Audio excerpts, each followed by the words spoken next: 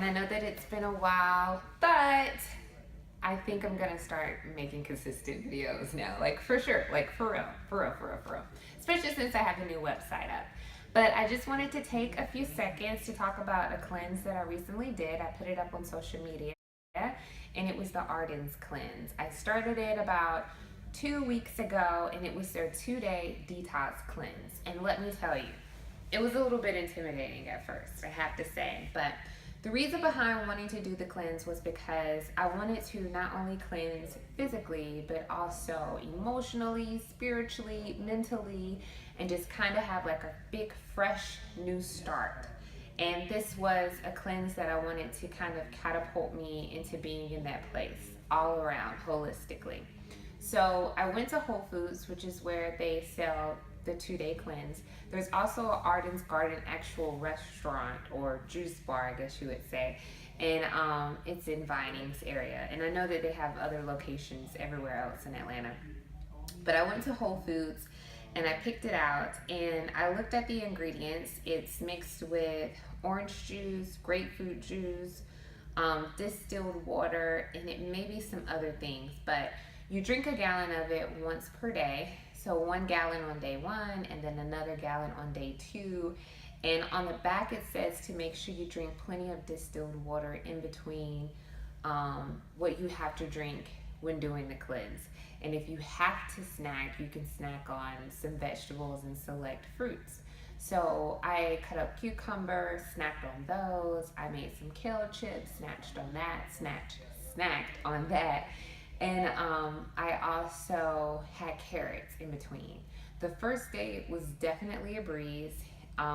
It wasn't as hard as I expected it to be. And I started drinking about 8 a.m. and was able to finish up about 10 p.m. that night. It did cause for a lot of urination, as to be expected, right?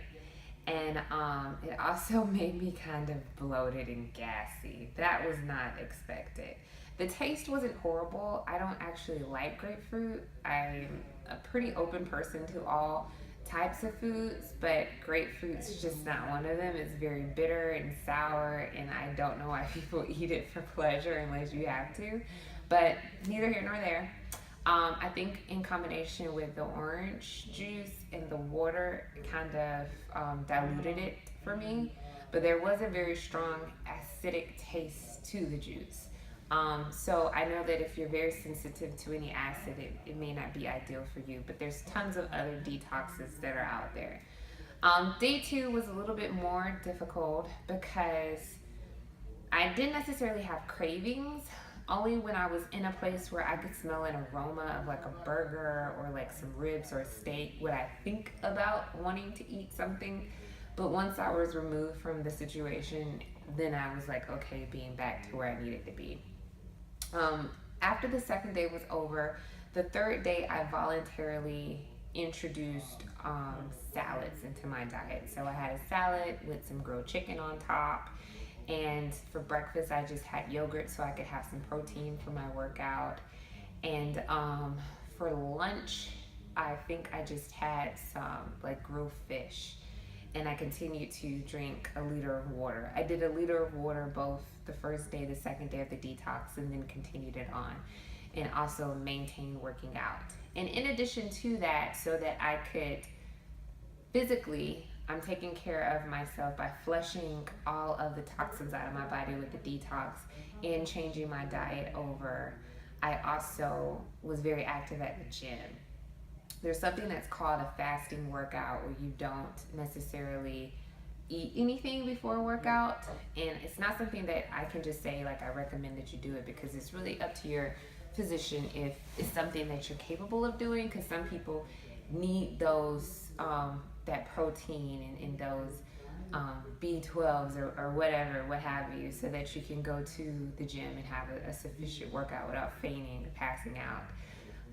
For me, I don't have to, but it just depends on what I've eaten over a consistent basis if I do get lightheaded. But fasting workouts are very good for me.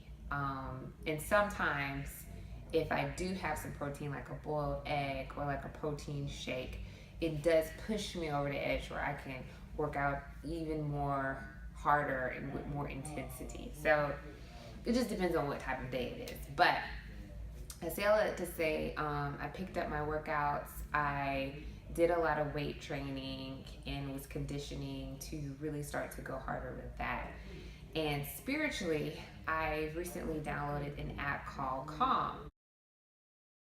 It's a free app and I absolutely love it. It teaches you different guided meditations, just meditations, period, with peaceful sounds that's provided, gives you breathing exercises, teaches about mindfulness, and there's even like a sleep hygiene piece to the app to help you kind of identify the issues that you're having with your sleep so that you can make sure that you're getting enough rest to be productive the next day. So that was very beneficial to me on this cleanse, having that app. It's visually, it's a very nice, well done app, because sometimes people make up apps as they go, like they can create it, which is pretty cool, but visually it's not really something that may like capture me. Like I have an app for my kid for developmental milestones and it looks like somebody did it on clip art but it gives me the information that I need. Meditation was a big piece of this, and also I started back journaling. Journaling is huge to me. It's a great way for me to get my thoughts out there, to put it down on paper, to be able to process anything that I'm pondering that's perplexing me so that it doesn't carry over into my sleep. Sleep hygiene is big.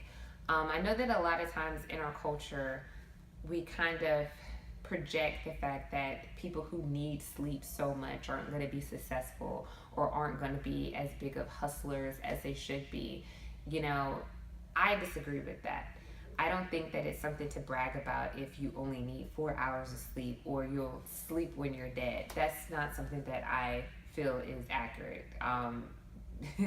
Sleep apnea or sleep deprivation rather can put you into an early grave.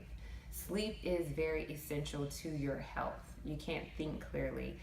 It's even like research showing that if you were to drive and you have severe sleep deprivation, it's comparable to drinking under the influence. It's definitely important that you have sufficient sleep. And I get it. I live a very busy life, and sometimes I don't get those 8 hours like I used to in my younger days, because 8 hours of sleep was like my minimum. But I try to make sure that I get as close to 8 hours as possible, where if I can make up for it on a different day and I get to sleep in and just feel real rested, I'm more productive. My mood is completely different. I'm a happier, more pleasant person, and it's just so beneficial. So when journaling for me, I can be able to process how I'm feeling, what I'm thinking, any issues that I'm having, if I need to analyze anything, and I can put it all on paper and ponder it that way. So it's not coming over into my subconscious, or I'm not bringing it over into my sleep to where I'm working the problem out in my thoughts while I'm asleep, or even if it's work related. Sometimes if you dream about work while you're sleeping, it's like you're working while you're sleeping. So your mind and your body really isn't necessarily resting. So I've started to practice each of those things, and it's really helped me to be productive, to be able to accomplish more of my goals, and to all around feel like a healthier, better person. Now the journey is still beginning, because the big thing about Workout Couch is it's where mental meets health. So this is a whole body thing. It's about mental health, it's about physical health, and it's about being able to be at a place where you're overall healthy. And since I've had my baby, January 21st, 2017, I am 7 months postpartum. A big goal to me is to get to my pre-pregnancy weight. And it's not something that I feel as if every woman needs to do this. It's not something that I want to condone the whole snapback culture that there is, because a lot of things take into account your genetics for one, your activity level, your time, and stress level, and your comfortability. Some women have babies and love the body that they have after they've had the baby. It's kind of a new body. Your breasts may be bigger. You may have more hips. You may have a bigger butt. You may have thicker thighs. whatever. You just may be comfortable and okay with who you are and what you are after the baby, and that's great. And for some, you may not be, or for some, you may kinda, but you want to tone up just a bit to may not be as jiggly as you think you are. So it's different perceptions of where you are and who you are. And for me in particularly, I really loved my post-pregnancy body. I was very much so in shape. I would do 2-day workouts. I could run for 6, 8, 10 miles in one day and would just feel good and feel really happy. And I wouldn't say that I'm unhappy with my current weight, but I am on a journey to get back to where I was or close to it and be as in shape as I used to be. And so this detox was something that kind of catapulted me to be able to get back to the mindset and the stamina of where I was before, to cleanse Papa John's out, to cleanse out Popeyes, because I love Popeyes chicken and I love Popeyes biscuits. And all of those greasy, foods, and when you're in a rush and you just want to grab something at McDonald's, and McDonald's is so horrible. And typically I don't eat anything from McDonald's unless it's just like their dollar coffee, because McDonald's is just not, it's not it. Typically I'm a very clean eating person. So a big thing that I've learned about this process is your stomach is the hardest thing to lose getting back, unless it's just something that's genetic for you or you just have a really tight regimen of fitness. And for me, I have some good days and then I have some bad days. So it's not as, it's just on point for me. And the biggest thing about your abdomen area, your waistline, is your diet. It's making sure that you stick to it as much as possible. Carbs can be your worst enemy when you're trying to get abs or trying to have a flat waist. But if you've had a baby, you'll have that pudge. There was a post that I put up on my social media on Instagram where Jennifer Gardner was talking about she has a mom pouch and it will never go away. She's had 3 kids and it is what it is and she accepts it. And it's something that I think that was rewarding to read, because when I read that I was like, I have a mom pouch too. You grew a human in your stomach for 9 months that just stretched it out, and it just may not go down to where it used to be. But I say all of this to say I really enjoyed the Arden's Garden Detox, and it was something that I put a part of a total lifestyle cleanse. And these were just some of the tools and techniques that I used along the way. So to summarize it back up, I did the 2-day detox cleanse. I downloaded the Calm app, which I really love for meditation. And I started journaling, and I got active with physical exercise. And all of those things have been really helpful to me. Something that I'm gonna start implementing back is reading next week. I kind of fell off with reading because trying to do some time management and figure my time out, I didn't get to read as much as I wanted to. I love to read, I love to write. And even if it's just reading like articles from Psychology Today or nonfiction books or self-help books or fictional books, all of it, I just love it. Knowledge, love it. And it's been a while since I've read a good book. So that's something that I'm going to throw into, because being able to just shut my brain off and escape through words is something that's very helpful for me. But I'm going to continue to check in and tell you about the things that I'm introducing in my cleanse and my journey to overall wellness. And I thank you for being a part. And if you have any suggestions, or if you want to throw out anything that you've used that's been helpful, please share so that I can make sure that everybody in our community can know about it and can use it as well, and I can sample it and see if it's a good fit for me. But until next time, thank you for watching.